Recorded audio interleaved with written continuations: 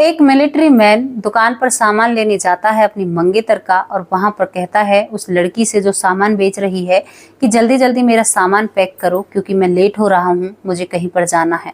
अब वो लड़की सामान तो पैक कर देती है, लेकिन कहती है कि सर मैं सामान तो पैक कर रही हूँ, लेकिन इन सभी चीज़ों का हिसाब हमारी दीदी लगाएगी। और वो पास ही में दीदी काम कर रही है ब्यूटी पार्लर में, दीदी को बुला कर लाती है। अब जैसे ही दीदी हिसाब करने के लिए आती है तो मिलिट्री मैन उस दीदी पर फिदा हो जाता है और उससे प्यार करने लगता है।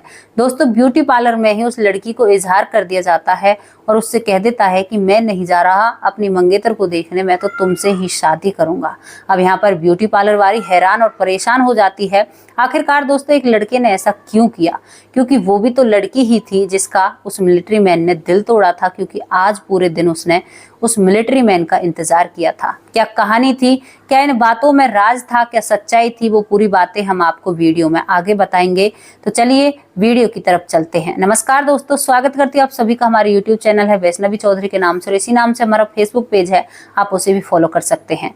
तो कहानी की शुरुआत कहाँ से होती है? एक आर्मी मैन जो फौजी होते हैं, फौजी के घर से शुरू होती है। दोस्तों, एक लड़का फौज में लग जाता है, अच्छी खासी तनख्वाह होती है। उसके बाद उस लड़के की माँ उसका रिश्ता तलाशने लगती है, कहती है कि बेटा शादी कर लो।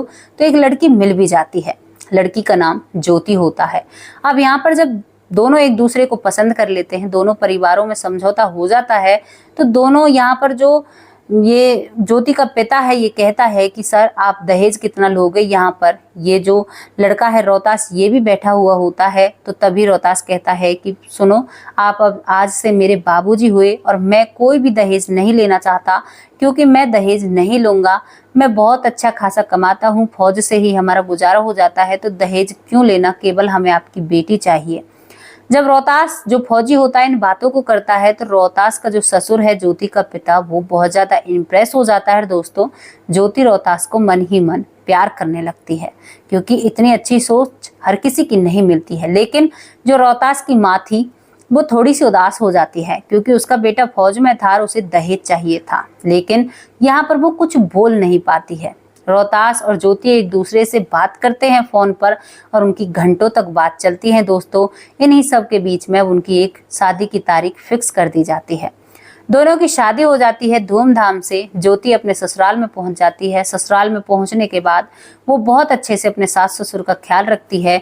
उधर उसका पति रोहतास 20 दिन की छुट्टी काटकर शादी के बाद दोबारा अपनी फौज में चला जाता है, क्योंकि दोस्तों फौजी अक्सर छुट्टियां आया करते हैं। इसी तरह वो हर बार आता है, लेकिन जो सास जिसके दिमाग में एक बात घर कर चुकी थी कि मेरी बहू दहेज नहीं लाई है, लेकिन वो अपनी बहू से कुछ कह नहीं पाती है। इन सब चीज़ों के चलते बीच जब 2-3 बार फौजी छुट्टी आ जाता है, उसके बाद भी इन दोनों पर बच्चा नहीं होता है। शादी को 1.5 साल निकल जाता है। 1.5 साल निकलने के बाद जो रोहतास की माँ होती है वो अपने बेटे से बात करती है और कहती है कि बेटा, मैं तुम दोनों को हॉस्पिटल में दिखाना चाहती हूँ, क्योंकि मेरा अकेली का मन नहीं लगता है। तुम्हारे पापा तो अक्सर बाहर घूमा करते हैं और मुझे अब कोई खिलौना चाहिए, मुझे अपना पोता या पोती चाहिए, और तुम दोनों बच्चे करो। अब ये दोनों हंसने लगते हैं। हंसने के बाद इनकी माँ इन्हें हॉस्पिटल ले जाती है और वहाँ पर इन दोनों के कुछ चेकअप होते हैं। चेकअप होने के बाद डॉक्टर एक अजीब सी इन्हें न्यूज़ सुनाते हैं। डॉक्टर साहब कहते हैं कि तुम्हारे बेटे में तो माँ जी कोई कमी नहीं है, लेकिन तुम्हारी बहू में हमें कमी दिख रही है, तो इनका इलाज चलेगा, और इलाज से भी हम कह नहीं सकते कि ये किसी बच्चे को जन्म दे सकती है। ज्योति जब डॉक्टर साहब की इन बातों को सुनती है तो वो रोने लगती है हॉस्पिटल में ही।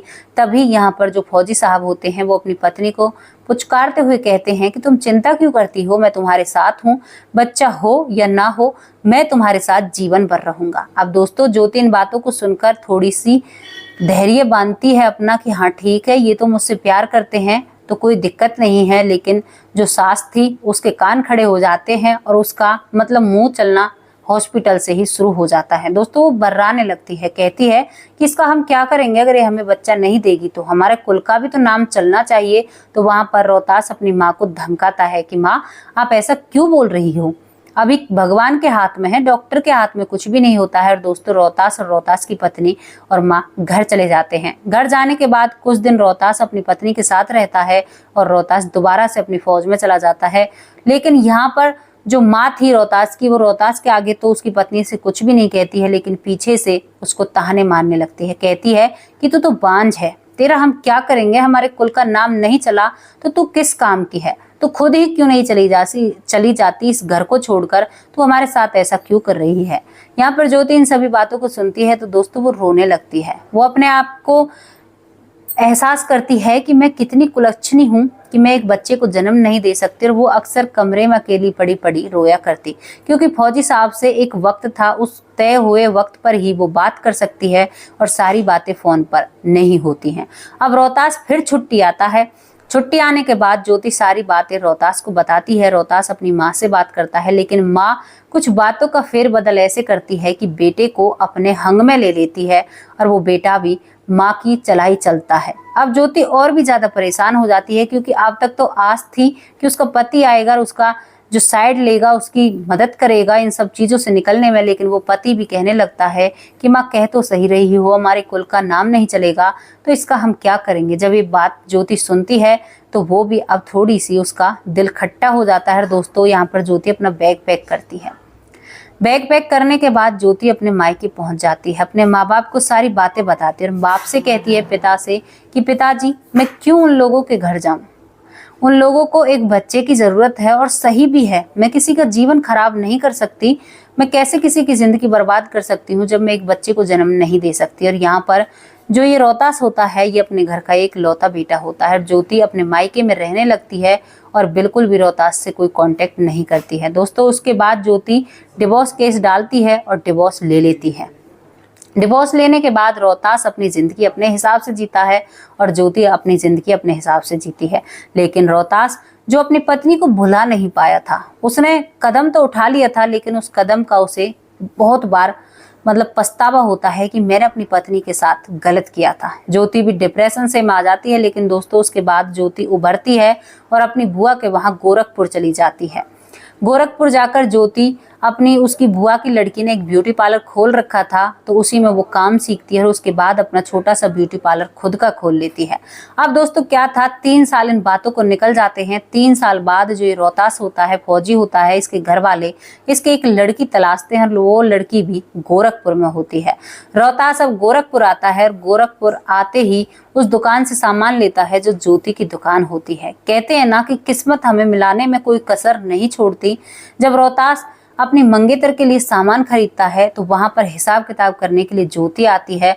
और ज्योति जो ब्यूटी पार्लर चला रही है ना, तो वो दिन पर दिन खूबसूरत होती जाती है, क्योंकि सब सामान घर का है भाई, कुछ भी कर सकते हैं। तो यहाँ पर जो रोहतास होता है फौजी, वो देखकर ज्योति को एकदम से सहम सा जाता है कि तुम यहाँ पर क्या कर रही हो। तो ज्योति कहती है कि मेरी ही तो दुकान है और आप यहाँ पर क्या कर रही हो। तो रोहतास कहता है कि आज मेरी किसी से बात होने वाली है, घर वालों ने एक लड़की देखी है जो यहीं पर रहती है, आज उसे देखने के लिए जा रहा हूँ और जिस सामान का तो हिसाब लगा रही है ना, वो सामान भी उस लड़की के लिए ही जाएगा। ज्योति थोड़ी सी देर मायूस और उदास होती है, उसकी आंखों में आंसू आने लगते हैं, लेकिन वो चुपके से उन आंसुओं को पोंछती है और कहती है कि बहुत अच्छी बात है, जीवन में हर किसी को आगे बढ़ना चाहिए और आप ये मेरी तरफ से अपनी होने वाली पत्नी के लिए गिफ्ट समझकर रख लीजिए, अब हम आपसे पैसे नहीं लेंगे।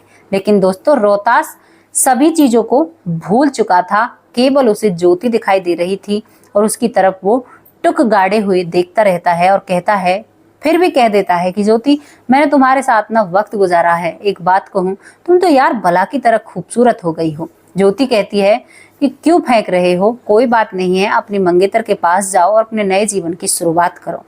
दोस्तों दोनों में लड़ाई नहीं हुई थी, दोनों ने समझौते से एक दूसरे को डिवोर्स दिया था, तो दोनों में अब भी अच्छी बन जाती है। अब उसके बाद रोहतास कहता है कि नहीं भाई, मैं तो तुम्हें पैसे दूंगा, मैं ऐसे ही सामान नहीं ले जा सकता। तो ज्योति जबरदस्ती करने लगती है कि नहीं, ये मेरी तरफ से तोहफा है और कभी फिर अगर मिले तो पैसे दे देना। अब दोस्तों वहां से रोहतास उन सामान को लेकर चला तो जाता है, लेकिन अपनी मंगेतर से नहीं मिलता है। ज्योति की ही तस्वीर उसकी आंखों के सामने घूमती रहती है। अब उसने वहां पर एक होटल लिया था, उस होटल में वो ठहरा हुआ था, वो मंगेतर से मिलने भी नहीं जाता और घर वालों को भी कुछ खबर नहीं करता है। लेकिन तभी वो ज्योति के पास फोन कर देता है, क्योंकि ज्योति का वो ब्यूटी पार्लर से नंबर भी लेकर आया था। हर ब्यूटिशियन की दोस्तों एक नंबर लिखा हुआ होता है, तो वहीं से वो ज्योति का नंबर ले लेता है। ज्योति फोन उठाती है, कहती है कौन। तो वहां पर सामने वाला बोलता है कि मैं तुम्हारा जानने वाला हूँ। तो यहाँ पर ज्योति ने दूसरी ही आवाज में रोहतास की आवाज पहचान लेती है और कहती है कि आपके पास मेरा नंबर कहाँ से आया। तो रोहतास कहता है कि तुम्हें कैसे पता चला कि मैं बोल रहा हूँ। तो ज्योति कहती है कि आज भी ये आवाज ना कानों में बैठी हुई है, ये कानों से जाएगी नहीं। भले ही हम दूर रहने लग जाएं, लेकिन आवाज तो मैं जिंदगी भर आपकी नहीं भूलूंगी।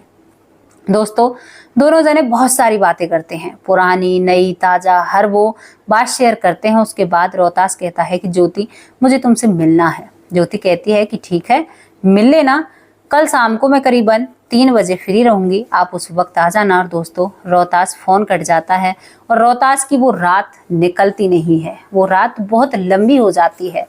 उसके बाद रात निकल जाती है, 3 बजे का वक्त नहीं आता है। रोहतास बार बार घड़ी देखता है क्योंकि वहां पर कोई काम तो है नहीं। अब 3 बज जाते हैं। रोहतास जो तैयार बैठा है और अपनी बाइक निकालता है और ज्योति के पास पहुंच जाता है। ज्योति भी उसके साथ बैठकर एक रेस्टोरेंट में जाते हैं। दोस्तों, वहां पर खाना ऑर्डर किया जाता है। अब रोहतास जो सामान उसने अपनी मंगेतर के लिए सिलेक्ट किया था वो सामान अपने साथ लेकर आता है, लेकिन ज्योति को नहीं दिखाता। अब दोनों खाना पीना कर लेते हैं। तभी रोहतास कहता है कि ज्योति, जो सामान मैंने अपनी मंगेतर के लिए था वो मैं तुम्हें पहनाना चाहता हूँ। ज्योति कहती है कि पागल हो गए हो, तुम्हारी पत्नी का है, तुम मुझे क्यों पहनाना चाहते हो? नहीं, ऐसा नहीं हो सकता। तो यहाँ पर जो रोहतास होता है वो ज्योति के हाथ अपने हाथों में लेता है। तो ज्योति पहली बार में तो सहम जाती है, अपना हाथ हटाती है, लेकिन वो जबरदस्ती हाथ पकड़ता है और कहता है कि ज्योति, मुझे किसी से शादी नहीं करनी है, मैं तुमसे प्यार करता हूँ और अब तो मुझे तुमसे बहुत पक्का वाला प्यार हो गया है। तुम्हें पता है इन 3 सालों में मैंने तुम्हें कितना याद किया है। अक्सर मैं अपने फैसले को लेकर सोच में पड़ जाता हूँ कि मैंने गलत फैसला लिया है। और यहाँ पर वो ज्योति से बातें करने लगता है। दोस्तों, ज्योति भी भावुक हो जाती है, लेकिन ज्योति कहती है कि नहीं, आंसू पहुँचती है और कहती है कि नहीं, मैं तुम्हारी जिंदगी क्यों खराब करूँ? भाई, तुम्हारी माँ को बच्चा चाहिए, अब मैं तुम्हारे साथ जाऊंगी तो तुम्हारी माँ फिर कहेगी कि मेरा तो पोता चाहिए या पोती चाहिए, तो फिर क्या करोगे? आकाश कहता है कि नहीं ज्योति, तुम्हारा यहाँ पर काम चल रहा है और तुम यहीं पर रहोगी, मैं तुम्हारे लिए यहीं पर घर ले लूंगा और हम दोनों यहीं पर रहेंगे, मैं माँ बाप के पास नहीं रहूंगा।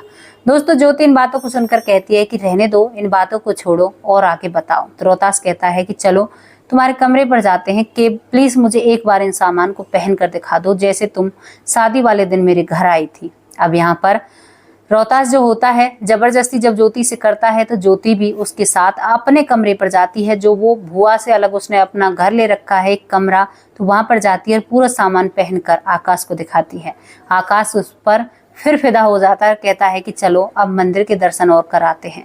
दोस्तों, आकाश ज्योति को मंदिर ले जाता है, वहां पर वो दर्शन करते हैं, थोड़ी देर के लिए बैठते हैं और फिर दोनों में बातें चल जाती हैं। आकाश कहता है कि ज्योति, सच में ही तुम्हारे बिन नहीं जी सकता, बहुत गलत मेरा फैसला था, आज तुम्हारे सामने कह रहा हूँ, लेकिन अब मुझे तुम चाहिए, मुझे नहीं करनी। अगर बच्चे होंगे तो भी ठीक है और नहीं होंगे तो भी ठीक है, लेकिन मैं तुमसे दोबारा शादी करूंगा। दोस्तों, आकाश वहीं पर एक पुजारी से बात करते हैं और वो दोनों शादी कर लेते हैं उसी मंदिर में, और ज्योति भी खुश हो जाती है।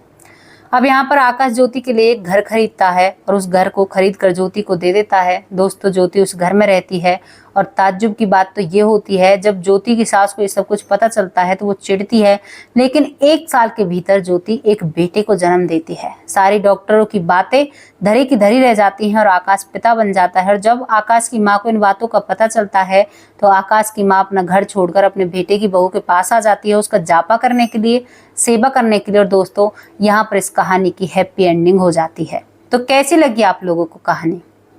क्या सीख की बातें हैं? हमेशा ना हम अपने आप को बहुत बलवान और ताकतवर और समझदार और ये समझते हैं कि जो हमने फैसला लिया है ना उसे कोई नहीं काट सकता, लेकिन वो ऊपर वाला है, वो सब कुछ देख रहा है।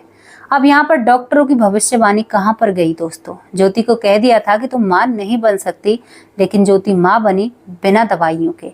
तो कभी भी ना हमें अपनी जो हिम्मत है ना वो हारनी नहीं चाहिए।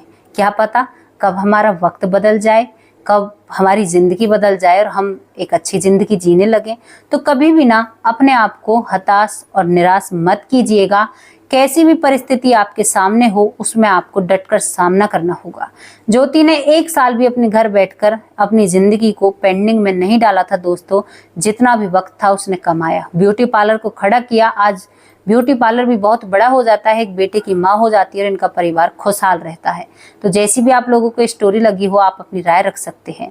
और यहाँ पर दोस्तों आप लोगों से थोड़ी सी बातचीतें कम होती हैं। कम क्यों होती हैं? क्योंकि हम कहानियाँ सुनाते हैं, उसके बाद हम भी अपना कैमरा ऑफ करते हैं और आप लोग भी अपना वीडियो बदल देते हो।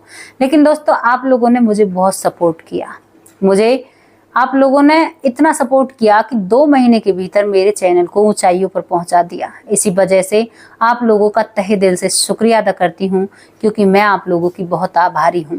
तो कैसी है मेरी ऑडियंस, मेरी जनता, मेरे परिवार, सभी लोग ना अपने बारे में बताया कीजिए, अपनी राय रखा कीजिए। हमें भी बहुत अच्छा लगता है आप लोगों के कमेंट पढ़ने, आप लोगों की राय जानने में। तो कल फिर मिलते हैं किसी सच्ची और अच्छी स्टोरी के साथ। तब तक के लिए नमस्कार, जय हिंद, जय भारत।